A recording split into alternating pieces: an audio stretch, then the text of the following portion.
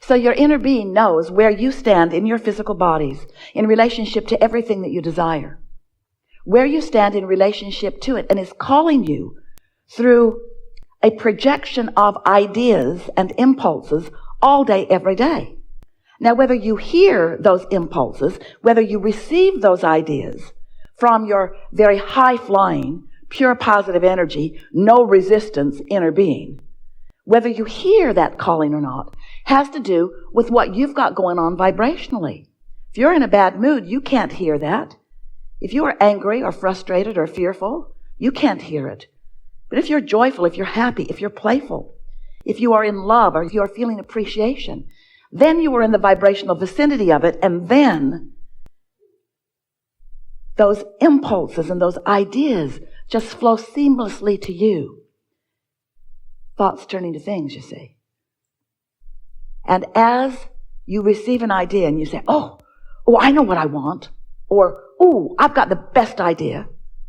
That's you in the receiving mode. That's you continuing the journey of your creation, of launching rockets, your rockets gestating in law of attraction, building them to greater and greater momentum and potential. And then you being in the vibrational place where you receive the idea because you've tuned your tuner to where your tuner must be tuned in order to be in concert with who you really are. Don't you love knowing that? Don't you love knowing that the way you feel is your indicator of whether you're in the receiving mode of your own inner being or whether you're in the receiving mode of your mother? Oh, well. That wasn't fair. True, but not fair. It's easy to be a reactor to what's going on around you. And so, as you are observing things and reacting to them, very often your vibrational output is mimicking something that you're observing rather than your vibrational output being something that you are deliberately accomplishing. We know that when you look at good things, it's easy to soar, and that when you look at bad things, it's not easy to soar. It's easier to be in a receiving mode of unwanted. But you want to be less conditional all the time. You don't want to be dependent upon things to perform for you or people to perform for you so that you can respond or react in a positive way. You want to be so stable that it doesn't matter what the conditions are doing. You're not a responder or a reactor to the conditions.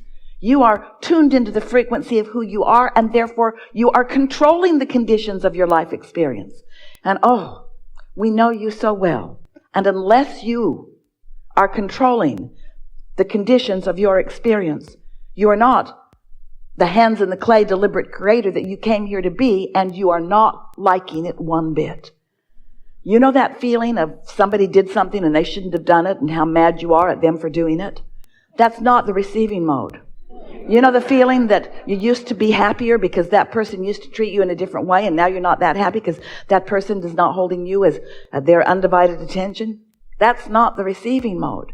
You know that not having enough money in the bank and worrying about it when you go to the mailbox, that's not the receiving mode for the financial abundance that you're looking for. In other words, you got to find a way to feel beyond what is, or what is cannot change. If you're just observing what is and having reactions to what is, then you're just creating more of the same. Different places, different faces, but the same thing over and over and over again. Know anybody like that?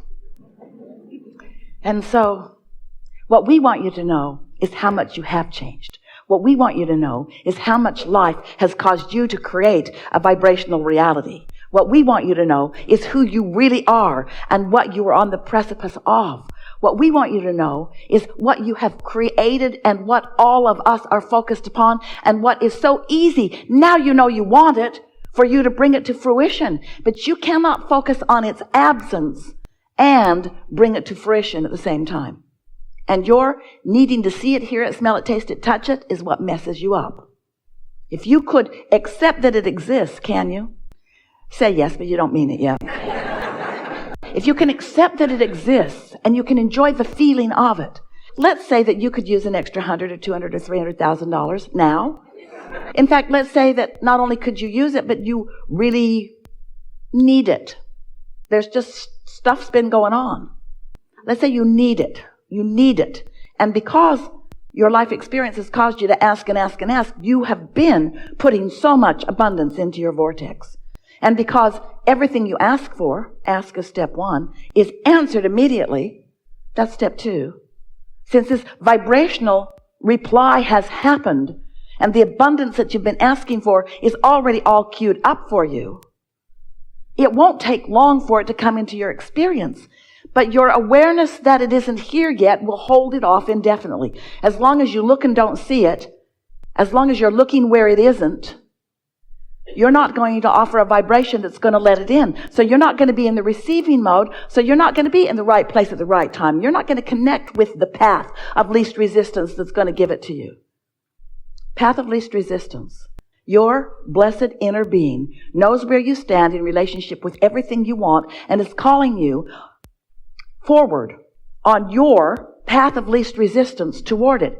Your path of least resistance. Your path upon which you have thrown piles of resistance. Your path of least resistance. Your path upon which you have thrown all the piles of resistance. Only you have thrown stuff on your path of resistance. You are the resistance-throwing pather. You've done it all. Every bit of resistance that exists in your experience, you put there, and that's all right. That's all right. That's what contrast does. In order to know what you do want, you got to know what you don't want. Knowing what you don't want is some resistance on your trail. But you can tune yourself to the knowing of what you do want with so much greater detail than you usually do because we love you so much. You know what's coming next? You are observers of conditions and reactors to them, and so you offer most of your vibration in response to what you're seeing instead of in response to what you put into your vortex. You got to tune to the vibrational version for it to turn to the things you want. But if you're tuned to the things that you don't want, the things that are in your vortex cannot turn to what you want as long as you're tuned to their absence. It's just physics, you see. You know that when you tune your tuner on your radio, you don't expect to hear something from a different broadcasting signal than the one you've tuned to. You might not think about it. You just push buttons. Esther does all day long. Buttons, pushes buttons, especially in the car. Don't like that song. Oh, that one's better. Ooh, ooh. She hears about 1/3 of every song. She listens to them as long as they're good, and then when love turns bad, she reaches for another song. So as you understand the tuner of your radio, we want you to understand the tuner of your vibrational frequency. We want you to understand that how you feel is your indication of whether you are in the receiving mode of who you really are and what your vortex has come to be, or whether you are in the receiving mode of overwhelmment, or the receiving mode of anger, or the receiving mode of fear, or the receiving mode of deep depression. In other words, you're in the receiving mode of something all the time. What is it? And you can tell by the way you feel. So, your inner being knows what's in your vortex, knows what you're asking for, knows the path of least resistance for all of those thoughts to turn to things. And it's calling you. So when you get an idea and you feel that elation, it's a good idea. Don't talk yourself out of it. And don't beat it up by saying, oh yeah, that's a great idea that never comes about. That changes the frequency quickly, doesn't it? So that $100 or $200 or $300 or $400, $500,000 that you'd like to come immediately probably isn't going to come today. But you could find within just a little bit of time a feeling of prosperity that would put you in the receiving mode of the path to it. And the thing about it, you think that you want it to be a very quick, short path, and we understand that, and it can be. But we want you to know that whether it is a long, lingering, delicious path, or whether it is a very short, quick, delicious path, it is a path that is a sure thing. But your impatience on the path makes it longer. If you are impatient on your path and not enjoying the journey, then you got a frequency going on that isn't letting it become. Oh, it's becoming, you're just not tuned into it. And we wonder sometimes why you don't cash in your vibrational chips on a more ongoing basis. It's like you pull the rubber band back, suffer, plague, desolence, discomfort, back, unhappiness, back. This is a rocket that's going to the moon. I can't let go yet. I'm too mad. Back. And then Something distracts you and you forget how mad you are for a minute and you let go of, and off it goes. Ooh, I got the best idea. That will never ever work. It would if you would stop killing it at its birth. So, now you know everything we know. You create your own reality, and you have created a magnificent reality, and it's time for you to begin to feel the beauty of it in order to see and hear and smell and taste and touch the details of it. And we know it's more fun for you when the good stuff comes out where you and others can see it and play with it. We get that. We know that there's something nice about creating in a physical setting. But have you ever wondered, how did your economy get so big in just the last 10, 20, 30, 40, 50, 100 years? How did it get so big? Are they trucking it in from other planets? You see any pipelines in the sky? Or are these thoughts that are turning to things? You are a creator in the most dynamic platform of creation that has ever existed.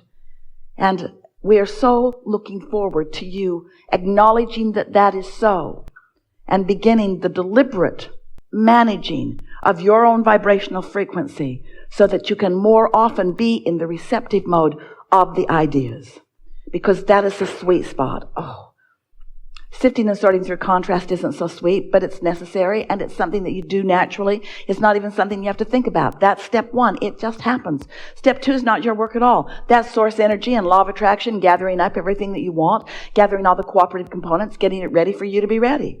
Step three is you get into the receptive mode. That's where all your work is, which means, now we know this is tough to take, but you got to find a way to be happy. It's a big price to pay, we know. And do you know you would be? It's like the cork that is bobbing on the surface of the water. That's where that receiving mode is. That's where happiness is. Now you can hold it under the water as you focus on this that's gone wrong and this that's gone wrong and this that's gone wrong and this that's gone wrong. You can waterload that cork pretty good. But when you let go of it, it's going to go back to the surface. That's where happy is. You don't have to work for your happy. You just have to stop doing those things you do that don't let the happy be there. When you wake up, you have a greater chance of happiness until you remember yesterday. And so, if we've convinced you that you can change your mood, you can. If you care enough, you can change your mood. You will be happy if you don't think the thoughts that make you unhappy. So, stop it. We've enjoyed this interaction immensely. Why would anybody think a thought that doesn't feel good? When it doesn't feel good, why would you continue to do it? Don't be hard on yourself, because it's law of attraction's fault. Law of attraction is bringing you back what you're broadcasting. So if you've got your attention on something and you're feeling some way about it, law of attraction is going to dish up more, because that's just the way vibrational signals work. So you've got to catch it in the early stages before the momentum becomes too strong. Because if you don't catch it in the early stages, the momentum is going to become stronger and stronger and stronger until you sleep. Once you sleep, the momentum will subside and you have a chance of waking up tomorrow feeling so much better. But your proclivity about the way you think is the way you've been thinking. And so in the morning, you're going to have to be more aware that you're leaning toward good feeling thoughts than not. We would like you to be less conditional. That's obvious from everything that you've heard us say. Less conditional means not letting law of attraction get hold of your thoughts and take you and those thoughts to places that you don't mean for them to go. So what are you going to do about breaking that cycle? Sleep more. But a really good process is meditation. Because when you meditate, you stop thought. And when you stop thought, your cork will float. When you stop thought, your cork will float. What are you doing? Floating my cork. What? What? Floating my cork. Been worried about you for quite a while. Because when you're not thinking any thoughts, so do you meditate? 15 or 20 minutes is enough. And in that 15 or 20 minutes, if you only get to a non-thought segment that lasts a minute or 2 or 3, you've had a really good time. Because in that 2 or 3 minutes that you've managed to quiet your mind, your cork will float. And when your cork floats, your vibrational frequency raises.